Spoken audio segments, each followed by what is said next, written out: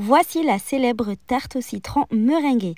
Je vous montre toutes les techniques et astuces pas à pas pour la réussir dès le premier coup. De quoi bluffer vos invités.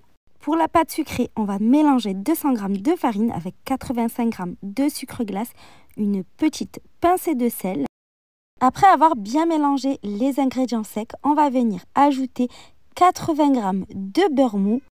Et on va mélanger brièvement du bout des doigts jusqu'à obtention d'un mélange sableux. On va ensuite venir casser un œuf. Et on va continuer à mélanger jusqu'à ce que la pâte se rassemble. Il ne faut pas trop la manipuler. Alors, il faut savoir que plus vous allez manipuler et pétrir votre pâte, et plus elle cassera. Donc, on va essayer de former rapidement une boule.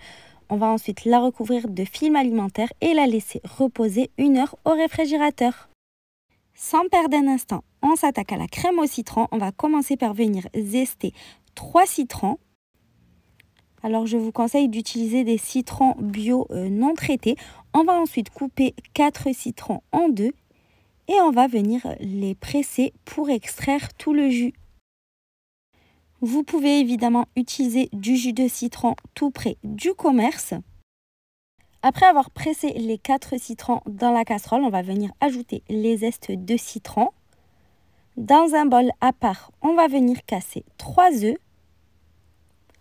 On va ajouter à ça 170 g de sucre. Alors oui, ça semble beaucoup, mais avec le citron, ça équilibre vachement les saveurs. On va ensuite bien mélanger au fouet et on va terminer en ajoutant 40 g de maïzena. On continue à mélanger jusqu'à obtention d'un mélange bien lisse. On va ensuite verser le tout dans la casserole avec le jus de citron pressé. Et on va porter le tout sur le feu en remuant vivement jusqu'à ce que la crème épaississe. La crème au citron est prête. On va la transvaser dans un grand bol. On va la remuer encore un petit peu. Et on va venir ajouter 80 g de beurre. On va continuer à mélanger au fouet jusqu'à faire fondre complètement le beurre dans la crème. Et on va réserver notre crème à température ambiante. On va ensuite récupérer notre pâte sucrée qu'on va venir étaler entre 2 feuilles de papier cuisson. C'est beaucoup plus pratique et ça évite à la pâte de casser beaucoup plus facilement. Une fois la pâte bien étalée, on va retirer une première couche de papier sulfurisé. Et on va retourner la pâte sur notre moule à tarte. On va ensuite retirer le deuxième papier cuisson doucement. Ne faites pas comme moi, j'ai été un petit peu brutale.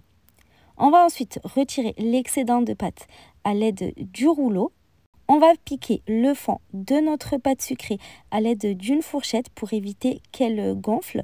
On va ensuite recouvrir et mettre quelques lentilles. Ça va éviter à la pâte de se rétracter à la cuisson. On enfourne à 180 degrés pendant 30 minutes.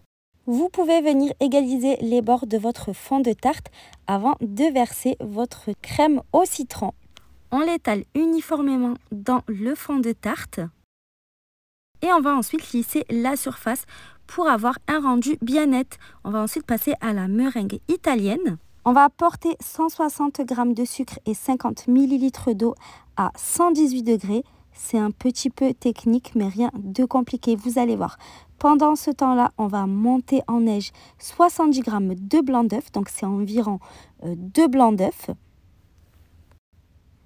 Une fois que le sirop a atteint la température de 118 degrés, on va le verser enfilé doucement sur les blancs en neige. Vous le versez comme ceci, donc en 2 ou 3 fois. Et on va pas cesser de mélanger au fouet jusqu'à ce que ça refroidisse et que la meringue se forme. Donc je vous conseille de continuer à mélanger au fouet comme ça environ 10 minutes. Et la meringue est prête. On n'a plus qu'à la placer dans une poche à douille. Et alors là, vous laissez libre cours à votre imagination. Vous décorez avec votre meringue comme vous le souhaitez. Pour apporter un petit goût caramélisé, vous pouvez également passer un petit coup de chalumeau sur votre meringue. La tarte au citron meringuée est prête. Je vous conseille de la réserver 3 heures au réfrigérateur avant de la déguster. Elle ne sera que meilleure. J'espère que la recette vous a plu. À bientôt!